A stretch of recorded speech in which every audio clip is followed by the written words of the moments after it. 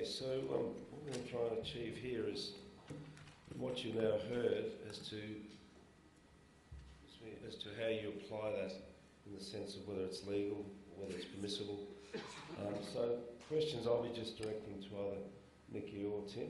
So far away. So can an employer really require an employee to wear such a device?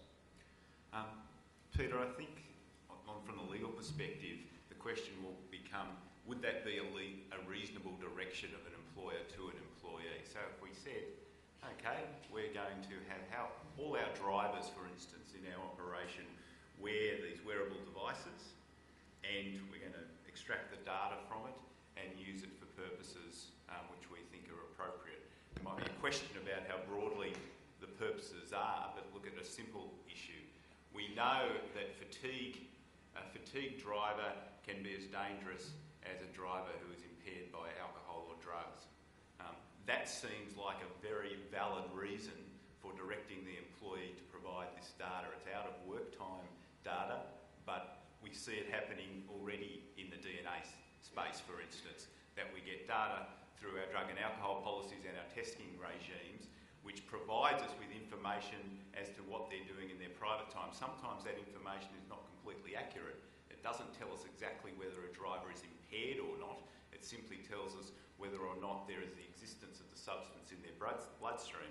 And in certain industries, such as bus industry, we say, well, the risk is so great that we will intervene and we will act on that less than perfect data. So I think, if not immediately, very shortly, if tested in the courts, those types of directions will probably be upheld. Okay. So next, does the reliability of the device make a difference? Nikki talked about reliability.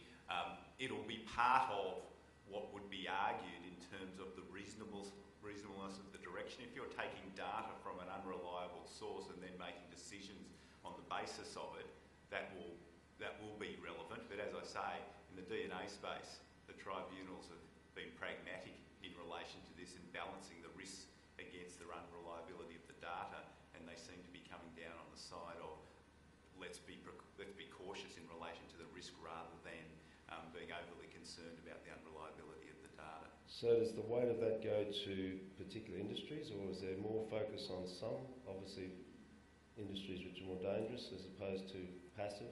That's right, and even within industries which will create issues for HR. So if we're saying all our drivers must wear these devices, is that fair within the workplace? What about our admin staff?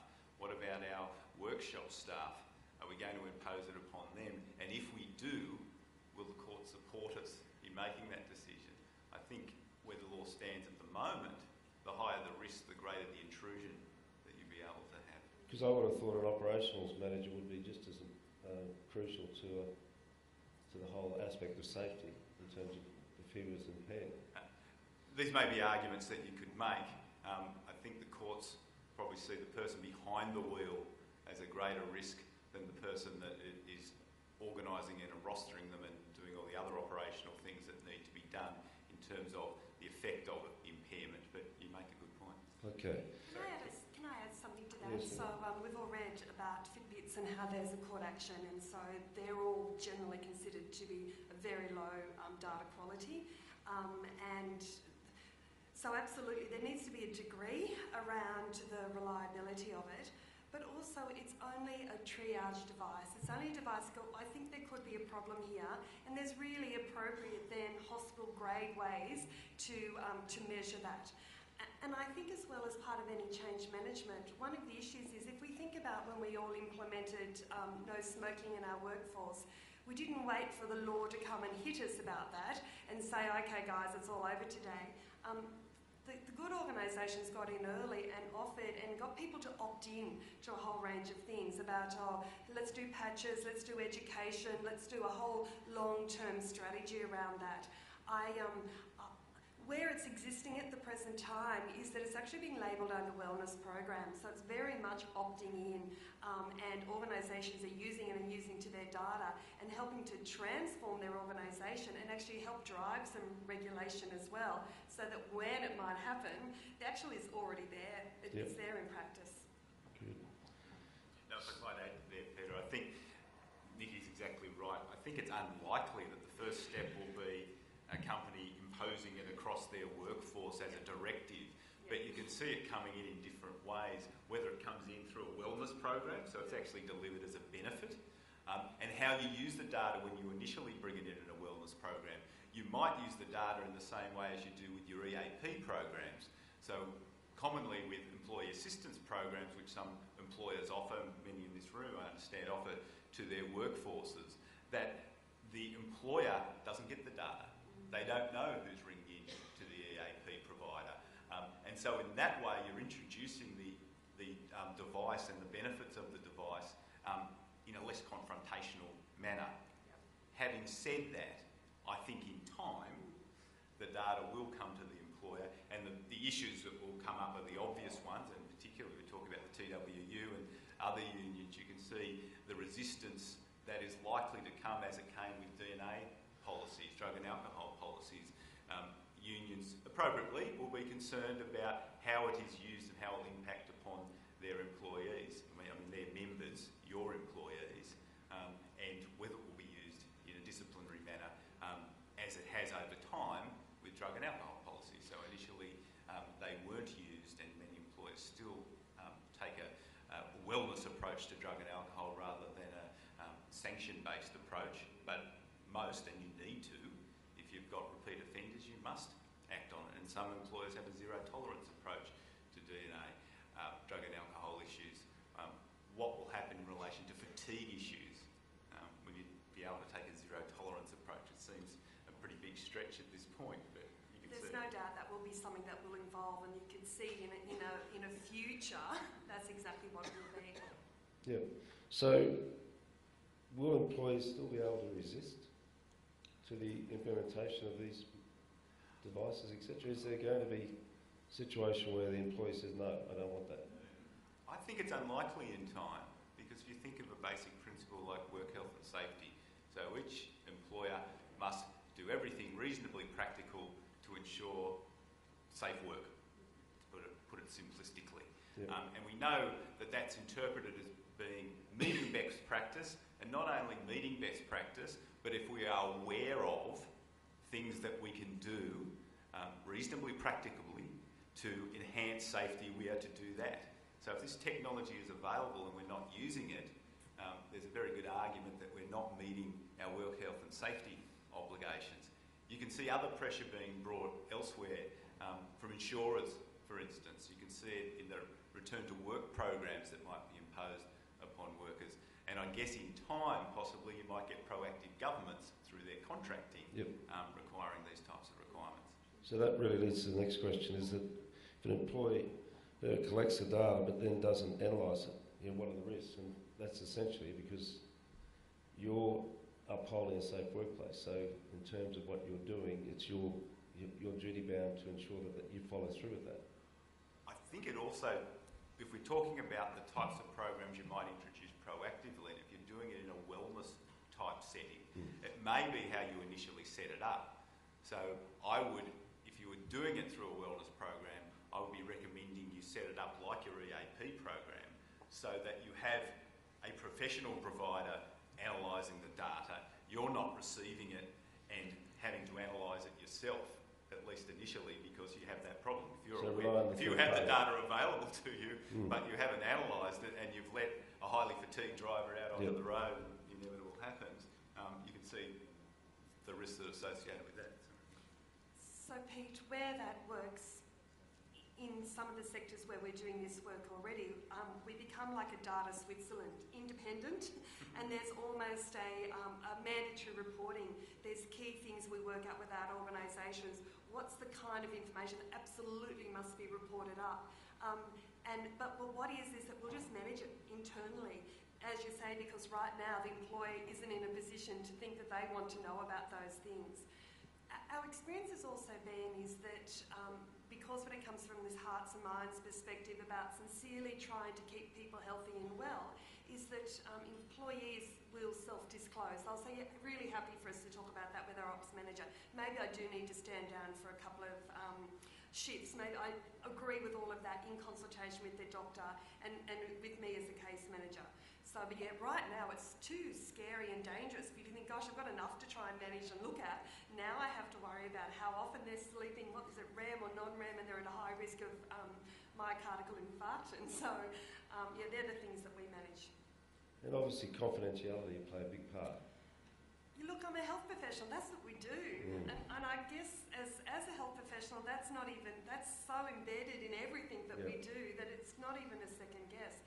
As I said, there has to be mandatory reporting around certain issues that you go, this is outside your organisation's policies and procedures, and I have a duty of care to you and to your employer. So extreme drug taking, obviously incredibly high levels of stress and fatigue. So, with all that, do you think the package is that those risks can be reduced? You know, are you confident, obviously with technology, that if you properly manage it, you're going to have a better, safe workplace, obviously? I think the risks can be reduced in the types of way that Nikki's been talking about. Having that intermediary there being the person doing the analysis of the data, but you'll also have to work out what comes up and what doesn't come up, and the employee who is providing access to the data should obviously be in that conversation so that they're aware of what data is going to be provided, either through consent, which might be the initial way through a wellness type program, which is maybe an opt-in, even where you're down the track and you're mandating that they provide access to this data, you still make it clear what uses you're going to make of it, and what protections you will give them in terms of the protection of what is highly sensitive personal information. So obviously, can I just add something to that? Yep. Sorry, Pete. So I said to you earlier that I really truly believe that most of your first line supervisors, ops managers, talk about these walking time bombs, or we're only waiting for something to happen. Really good managers are often knowing that. They just don't know what to do about it, but it relies on a really good manager. What technology can do is that it can provide a systems approach to it, rather than relying on those individual skills. Yeah. So the next question, and again, confidentiality, but also the privacy aspect. Doesn't privacy legislation create any barriers to what this is happening? So in terms of implementation or getting consent or how you use it, are there any barriers or impediments? I don't think the privacy legislation will prevent this information being gathered. So you often get thrown at you, privacy legislation means I don't need to provide this information. That won't be a barrier. I can say that to you. Similarly, surveillance legislation, you've got to be conscious of it. In some instances there'll be things you'll need to do to comply with it, but they're not going to be a barrier to prevent this occurring. So it's really how you roll it out, isn't it? The rollout aspect is just if you do it properly, up front firstly, and that's going to be your big factor of success. I think Mac was going to come. Can we have the microphone at the front? Sorry. Yeah, all good now. Right, it's working. Yes, Sorry mate. to interrupt from the floor, but the elephant in the room, listening to this presentation, which is extremely good, is, are we creating a rod for our own back? Are we providing and getting too much information about our employees? Are we providing our employees with actually evidentiary material for which they can then come back at us? I know plenty of operators, some in this room, their employees' heart rates increase dramatically when they walk into the room. So my concern would be, I can see the absolute benefit to the employer, but I can also see the benefit to the employee. Are we prepared, for instance, to accept the fact that if we do go into this analytical data, then this is something that ups the ante substantially on what we do as employers, and at the same time potentially give a vehicle to an employee and the unions, etc., to come at us from a whole range of issues on where their drivers sit. So I'd be interested to hear both of you in that regard. I think you're absolutely right. It's a double-edged sword. Yep. As we were saying, if you have access to the data and then don't use it, what are you what's the risk associated with that? In the same way as you don't have an effective DNA policy, and you, as a result, you're allowing drivers to drive under the effects of drugs or alcohol, you've got a real risk there. Particularly if you were breathalyzing your drivers. Simple example, you breathalyse your drivers and then don't do anything with the information. So you had a driver that was blowing over the limit and then you allowed them to drive. In the same way as you're gathering some of this data, are aware potentially of things that make them continuing to work unsafe, the obvious risks arise from that. So that's why it needs to be thought through. Not that you can prevent this happening into the future, but it's a matter of thinking about how you're going to be prepared for it, so that you minimise the risk whilst, the cliche, whilst maximising the opportunity. Nikki, is there any experience as to how companies who have started to get involved in this type of process, how it's affected them from an employment perspective? So they're doing it to start with as a wellness program, so they're actually seeing improved engagement. One of the key factors to any wellness programs, decreasing sick leave utilisation, decreasing workers' compensation, improving productivity, is actually around health literacy. So I totally understand the fears, but it's actually counterintuitive that we say the more that people understand about their own body and their own health, then it actually gets better rather than worse. I think the other thing is in the future what's going to happen, and it's not very far away, is that we're all going to on our phones have total access to all of our own medical records. We're going to cart them around with us. And so the whole idea where a doctor used to be the controller of everything is shifting, and the shift is about consumer-centred care, where it should be all about the person. So if they're going to have that information anyway, and then perhaps, as you say, Macca, use it against you, and say, oh, mate, every time you walk in the room I'm getting an increased heart rate, I'm going to lodge a stress claim. Or that when you put me on that route, have you seen what my heart rate does? So clearly I don't want to be on that route. That's where it's going to be, everybody. So I'm saying get ahead of the curve. Get ahead of the curve and say if you know that information is going to be out there, you want it to start with, and you want to put in appropriate, fair and balanced approaches to mitigate that yourself. Did that answer you, Macca? Okay. Well, I think the essence is regrettably we're getting more and more of this thrusted upon us. So it's a question of how we implement it, how we devise it. I remember a professor in Chile last year at the Thredbo conference. They're actually analysing around the world now about all the information that governments are actually receiving from bus operators, for example, and what they do with it. In fact, they do very little with it. So I think there's now going to be these experts who are going to roll out these programs which are going to be so slick that they're actually going to help you as well as the employees. So it's not more of a burden, it's more of an assistance. So just continue. We've got a couple last to conclude. Probably this is to Tim. What about surveillance legislation? I think in relation to that, it's like privacy legislation that you've got to be cognisant of it, but it's not going to be a barrier to the implementation of these sorts of programs. I think the biggest issue is going to be whether, if you're mandating the wearing of these devices and taking the data from it, whether at this stage that's going to be considered a reasonable direction. I think that's a question today.